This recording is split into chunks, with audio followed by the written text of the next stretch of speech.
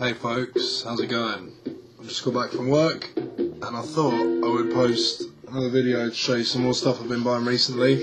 Obviously I put up quite a few of these recently, but I'm always buying stuff. Some of these are like from the past, the ones I bought recently are from the past few months. I'm just sort of showing it as I go.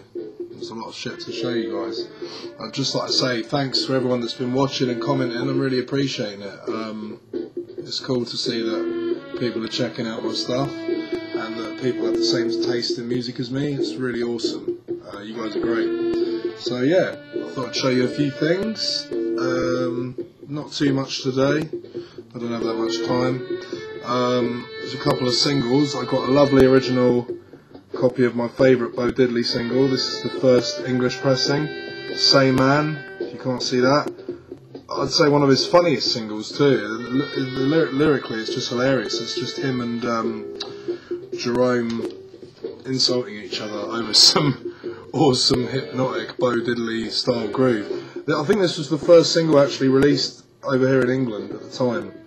And it's quite rare. I mean, this isn't a perfect copy, but the great thing about these 50s singles is they play really well, even if they are quite scratched. It's not too bad at all. And for what I paid for it, it's great. I'm well pleased with that. I mean, at mint condition, that goes for about £100 now. Also, from the same seller, also come from the same collection really, I got my favourite Fats Domino single, Walking to New Orleans, which I've been after for quite a while too. Like I say, these English pressings are quite hard to find now, and this copy is immaculate. There's not a scratch on it, which is amazing for its age. I mean, this is 1960, but this is a track I've been after for years now.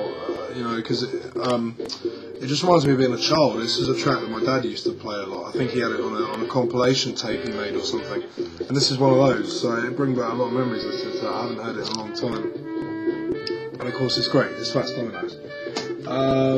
Other single I got recently, which is nice to get, Chicken Strut by the Meters, original pressing in the lovely Josie company sleeve. Funnily enough, I mean, I'm sure you guys know, those singles are easier to get than the albums. I think this was the last single I needed. This is mint as well, and it's definitely an original. It's got Hey Last Minute on the B-side. I don't have any of the early Meters albums. Yeah, I think the only Meters album I've got is Rejuvenation, which is great, but I'd love to get the originals, but they're so hard to get over here. They just go for so much money, and they don't turn up that often now. Understandably so, you know. So that's really good. Albums. I picked up a really nice original stereo pressing of this early free jazz classic by Cecil Taylor. Excuse the glare. Some of the shrink wrap's coming off, but it's an original stereo blue note pressing. It is an early one because it's got the old Rudy Van Gelder stamp, and it's also got the inner sleeve. I think this pressing may be from, I don't know if it's 66, probably around 69, but still a nice early one. And this is mint. It's a really nice copy, so I'm really pleased with that. And any blue note stuff is becoming hard to find anyway, even if they're the 70s pressings on the blue label, they're still rare. And it's nice because it's got an import sticker on it. I don't know if you can see that, saying that it was imported by Liberty Records. So I'm going to try and keep the shrink on this one, even though it's coming off. Another one I've been after for a long time. One of the most eccentric albums of the 60s. These guys were in with the Fugs, the Holy Modal Rounders. They were sort of, they were friends with the Fugs. They were in an early incarnation of the Fugs. This is like early Mothers stuff, but more folky and more bizarre, really. I can't really describe this album. It's just brilliant. It is really bizarre, and this is a lovely original Electra English pressing, stereo one as well. Funnily enough, the mono ones of these are easier to find than the stereo, but this is mint. I'm well pleased with this. You just never see it, and it's in a beautiful laminated sleeve too. Really good album. If you like Zappa, if you like the 60s Mothers stuff, you know, a bit of sense of humour, and if you like the Fugs, you'll love these guys. I think this was one of their last albums. But yeah, really good.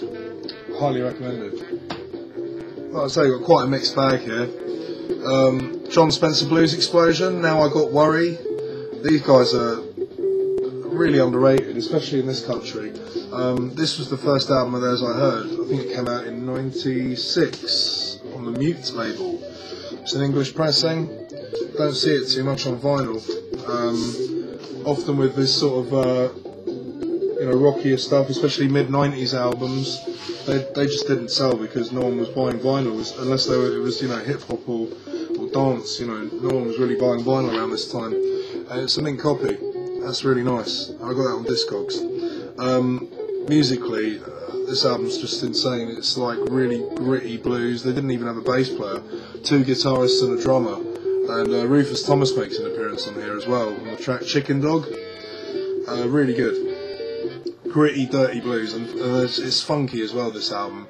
And it's also just distorted and bizarre. The first track, I remember when I first heard it, it scared the shit out of me because it's just him screaming for the first 20 seconds over this disgusting drum break. And they do a Dub Narcotic cover on it called Fuck Shit Up as well. Really good. I also got a really lovely copy in the shrink wrap of Rotary Connections' Peace album. Actually the first album of theirs I've come to own because you just don't see them. And this is like a lost Christmas album. I mean, the Phil Spector album is my favourite Christmas album. I'm sure, like most of you, you're sick to death of the sort of Christmas songs you hear every year, the Slade song and blah blah. They're great, but they get boring. But try this out because it's really different. And of course, there's Minnie Riperton up there. Quite a scary cover, you can see because of the shrink wrap. There's a glare there, but yeah, it's a great album. It's just really different. It's psychedelic soul at its best, and of course, it's on the beautiful original Cadet Concept label. I love that design, beautiful.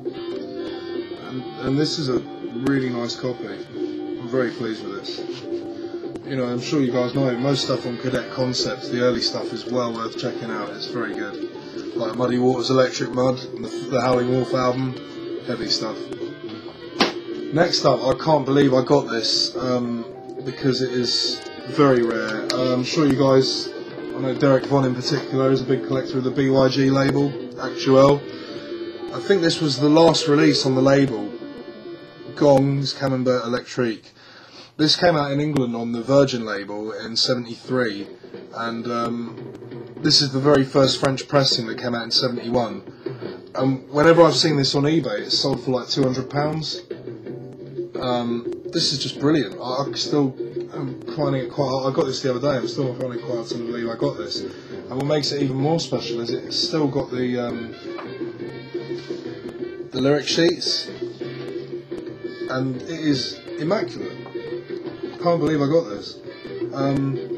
Yeah, it's great. I'm a massive fan of Gong anyway, but their records are so hard to find now, especially these French ones. I'm still after the original Actuel pressing of Magic Brother, which is, I'd say it's not as rare as this. I mean, this is really hard to find. So I did well there, I think.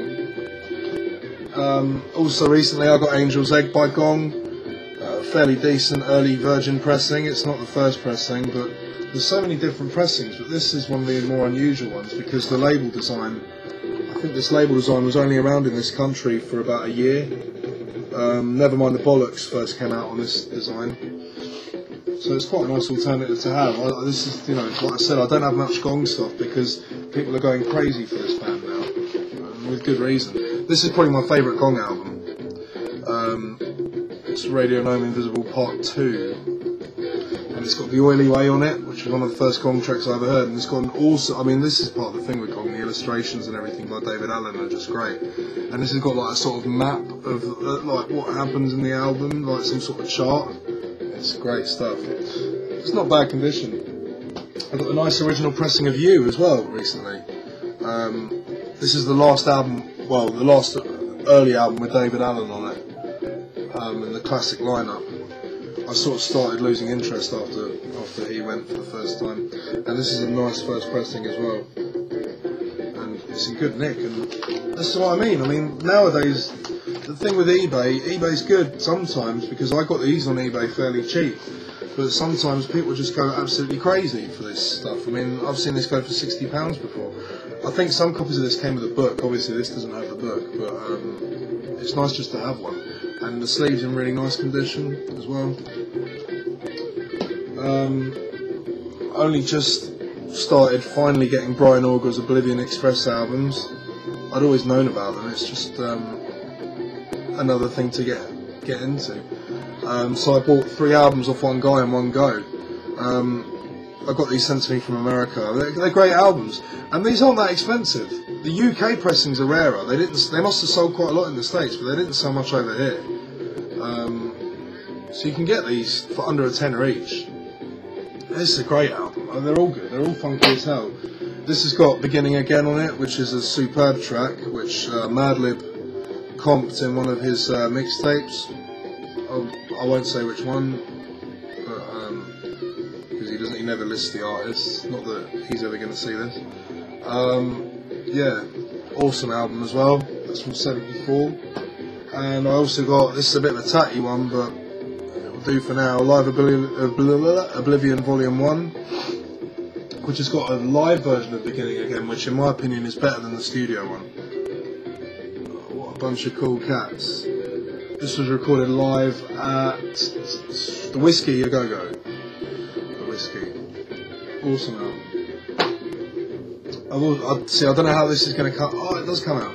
Right, yeah, this is Focus's first album, In and Out of Focus. Now, the thing is, it's showing up on the camera. You can see the words, the letters Focus spelling out there. But me looking at it now, I can't see that. But the camera's picking it up. It's normally, depends on what angle you hold it at, but the camera picks it up, which is unusual. It's a very clever cover because looking at it now, I can't see that. And then if I tilt it this way, I can see it. But the camera's picking it up either way. Anyway, Focus's first album, quite hard to find now as a first English pressing, because this didn't sell. I mean, they didn't get big until Hocus Pocus came out. That was a year later. This is 1971. Lovely, beautiful red Polydor label. Yeah, this is a mint copy. It's not all good, but the track Focus is funky as fuck. Yeah, there's some great stuff on there. They're a great band.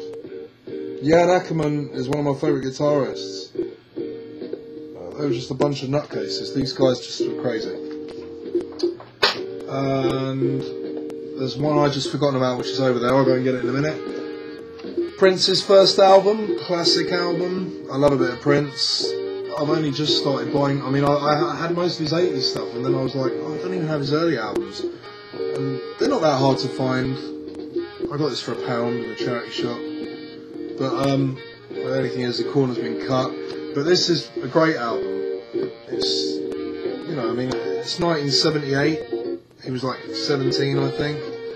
But you can hear his sound already getting underway on this. And this is a funky, nice album. And he plays everything on it. And he's got an afro back then, which is crazy. I think he's kind of disowned this album now. Prince is a crazy guy. There's one more I've got to show you, which I got yesterday. Now, I don't know if I've mentioned it before, I'm a massive fan of Roland Kirk. This is his classic Rip Rig and Panic album. It's an interesting one. This is the UK pressing, which came out in this sleeve originally, a different sleeve. Not as good as the American sleeve, but as a pressing on the Mercury label, it is a lovely pressing, and this is the stereo one, which I've never seen until I got it yesterday. You can see that stereo pressing. Yeah. I already had a mono one, so I wanted to get the stereo one to replace it. I prefer stereo to a mono, really, especially with stuff like this. But this is a great. If you guys ain't heard Roland Kirk, this is a good place to start. This guy was just insane. I know the glare is kind of, there you go, just crazy. He was blind, he could play several instruments simultaneously, and he could do circular breathing. Just out of this world. And some of his, I mean, this album's got Elvin Jones on it, and it says featuring Elvin Jones, and Richard Davis and Jackie Byard as well. It's a really good album, and it's just before he sort of went into his soul jazz phase. That stuff's great as well. I might do a video about Roland Kirk at some point, because I've got most of his albums now. Most of his 60s and 70s ones anyway. So that's a brilliant album. So that's it for today. I won't have time to post anymore because I'm going out for dinner with my lovely girlfriend tonight. Yeah, but keep posting, guys. I am watching all your videos, or trying to watch as many of your videos as I can. I just need to start commenting more. I haven't been on here that much recently, but I will be soon. I will be on here more soon. Take it easy, guys. Keep digging. Peace.